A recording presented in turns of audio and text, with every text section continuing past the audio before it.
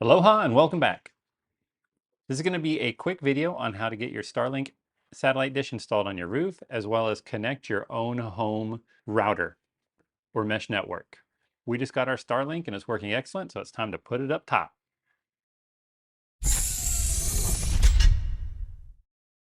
Okay, so the first thing you're going to need to do is log into your Starlink account and go to their shop. As you can see, it's right here on the top. Now, to do an install on top of a shingle roof, you're going to need a few things.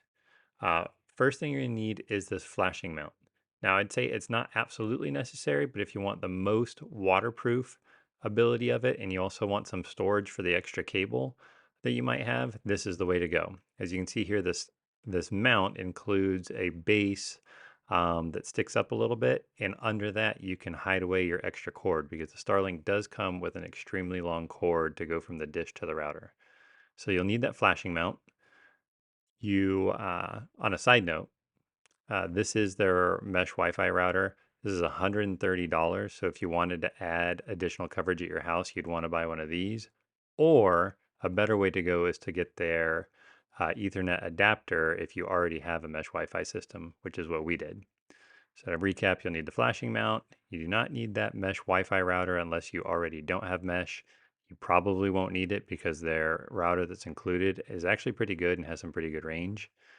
For us, we needed this masonry routing kit because we do have fairly thick stucco walls. And to get through that stucco, we wanted to use their masonry routing kit.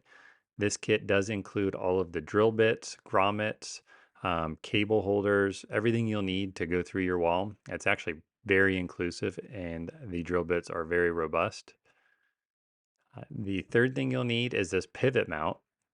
This pivot mount mounts on top of the flashing mount, and it goes seamlessly together. Now, you could get away with just using this, but you won't have the flashing, which will help with extra rain protection. So you'd have to seal your bolt holes really well, and you won't have the ability to hide all of your extra cord. So you could technically get away with just this, although I wouldn't recommend it if you have any sort of asphalt shingling, which it seems like most houses have nowadays. Now, if you don't have asphalt shingling, say you have a metal seam roof or something like that, you'll probably just go with this on its own and do a really good job of sealing it down to the roof surface.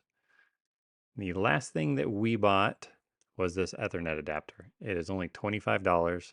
Yeah, it's probably a way for them to get a little bit more money out of you. You'd think that the router that's included should have an Ethernet port, but it doesn't. So you'll have to get this Ethernet adapter if you want to use your old mesh Wi-Fi system or a different router other than theirs. It's pretty seamless. It basically just plugs in between the cord and the dish and gives you a little Ethernet output. And that is it. Now, if you don't have a masonry wall like we do, you just have normal 2x4s or studs with drywall, you'd probably go with this cable routing kit. I'm pretty sure it doesn't include all of the masonry bits, but everything else is probably the same.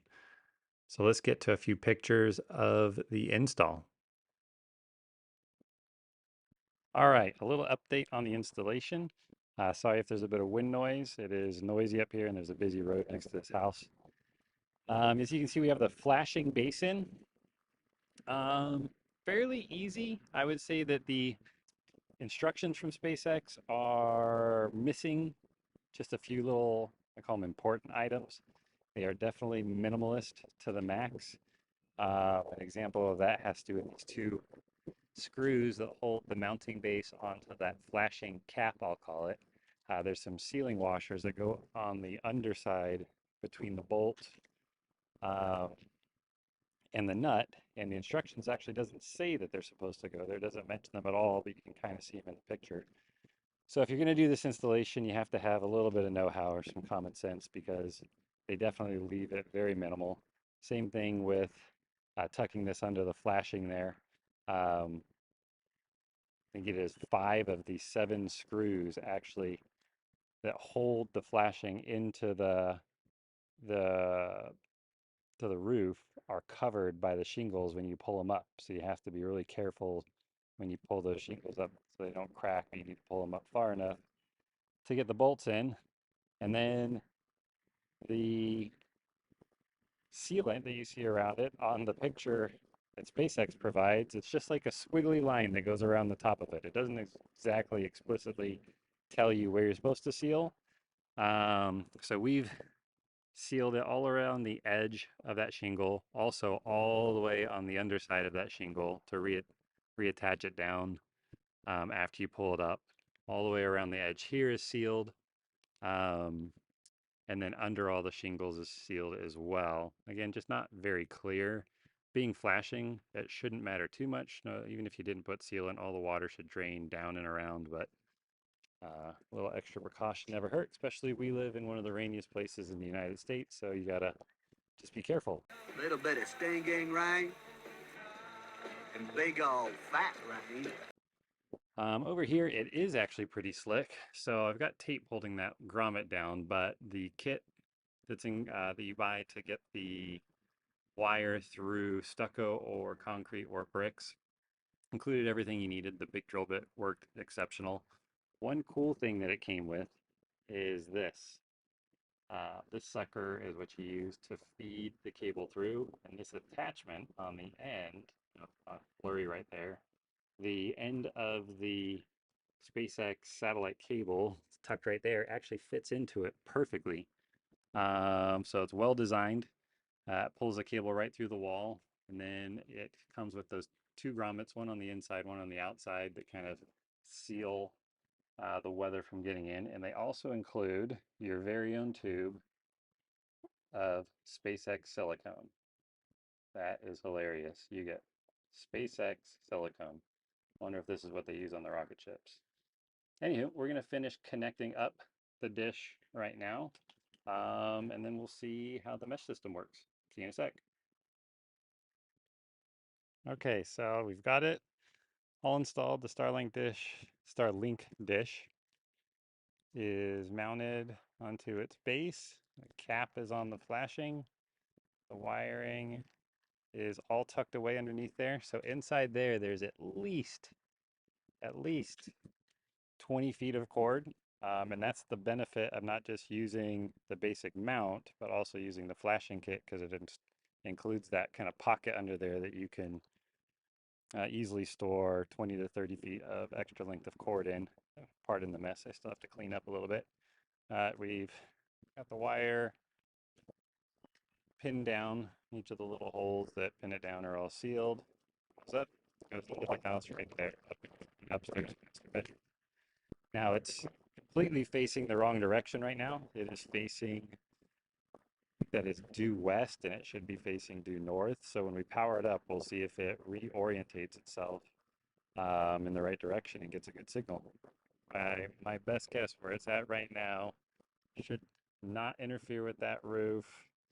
Um, should all face that direction out into that beautiful sky. And that is north. We'll see what it looks like. All right, the dish orientated itself far too fast for me to catch, so we're just going to skip ahead to some speed tests. This first test is going to be done with our own mesh Wi-Fi system. It's an older Eero system that is attached to the Starlink router. Let's see what it pulls off. Very nice, 128.7 megabytes per second and 10 megabytes per second upload. Both of those are very comparable with the Spectrum internet that we have out here in Hawaii, so very satisfied with that. Okay, and the second test is going to be done connected directly to the Starlink router. We aren't very far away from it, so we should be seeing max performance right now. Basically the same times. Really no difference on the download. Let's see what the upload looks like. Not much difference there either. So you can tell the difference between Starlink and your home mesh router is not going to be that much different.